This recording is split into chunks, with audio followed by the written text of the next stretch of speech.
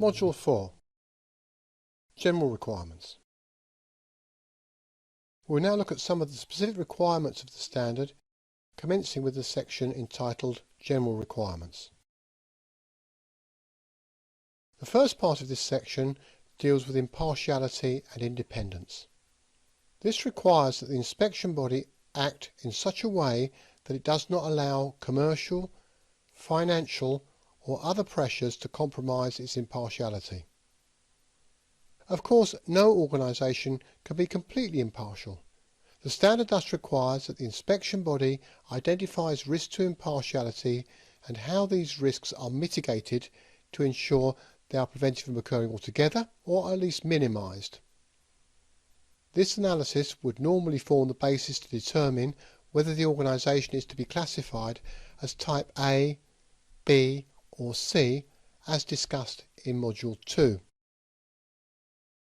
The standard does not prescribe any particular methodology of the approach to be taken in performing such a risk assessment. Some organisations may adopt a very formal approach as outlined in ISO 31000 and its associated guidance documents, where risks are identified, assessed, evaluated and treated using prioritisation systems based upon scoring.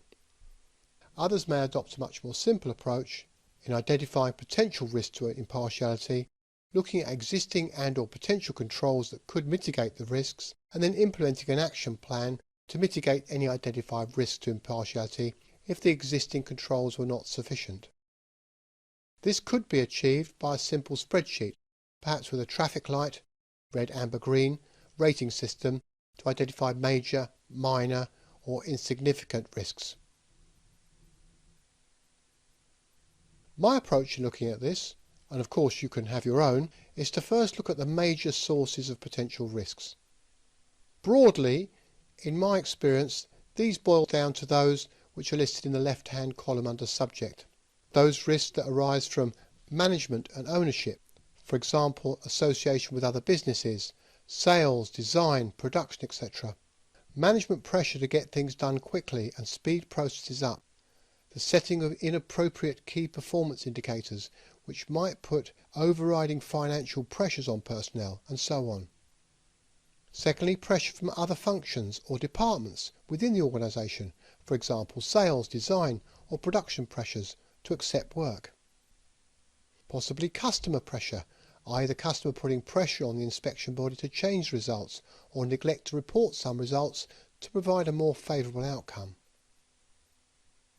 Staff pressure, which may arise from inspection body staff, previous employment and possibly family, relationships, cognitive bias, etc. And finally, supplier pressure, for example vendors putting pressure on staff to purchase their equipment or software. Of course, the specifics will depend on the type of organisation or inspection body and its operational context. Having done this, I would then look at the potential risk to impartiality against each of the above subjects.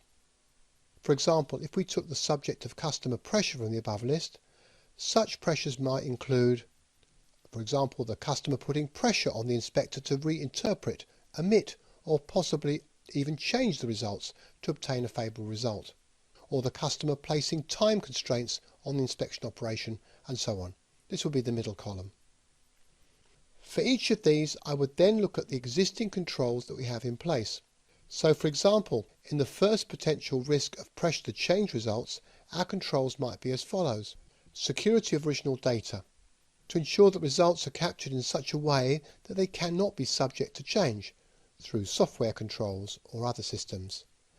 To ensure that changes are transparent and there's an audit trail that can demonstrate that changes have been made.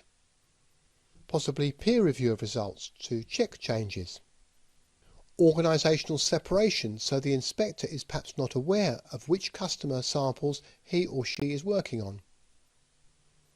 Education and awareness training of inspection personnel, so that they are aware of the consequences of bowing under pressure. A code of ethics signed by the inspection personnel. Lines of communication which people can use if they feel under pressure, for example, whistleblowing or support lines. If the existing controls are deemed to be adequate by the management of the inspection body, then no further action will be required. If there are gaps, for example data is not secure upon capture and thus is deemed to be a risk, then an action plan should be put in place to fill this gap and ensure the action is effectively implemented. All of this could be tracked on a single spreadsheet. The standard requires that the top management is to be committed to impartiality.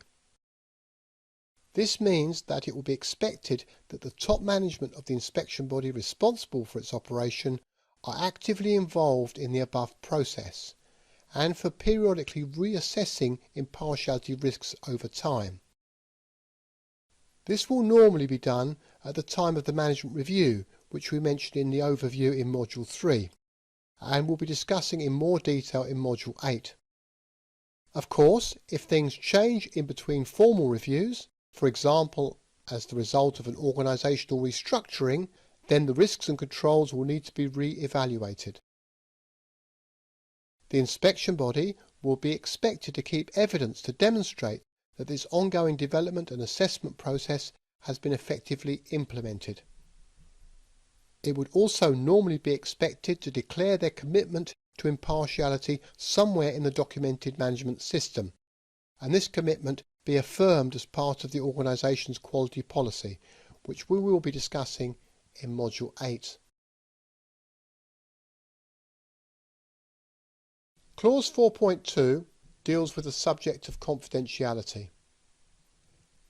This requires that the inspection body ensures that any data obtained or created during the performance of the inspection activities is held in confidence and not disclosed to anybody who it should not be disclosed to. Legally enforceable commitments are required to be made, for example within employment contracts, non-disclosure agreements or contracts with any personnel or organisation, for example subcontractors or service providers, regarding maintenance of confidentiality. In the event that information is to be placed in the public domain, for example registering an approved product on a website, then agreement must be sought with the owner of that information, normally the client, before release.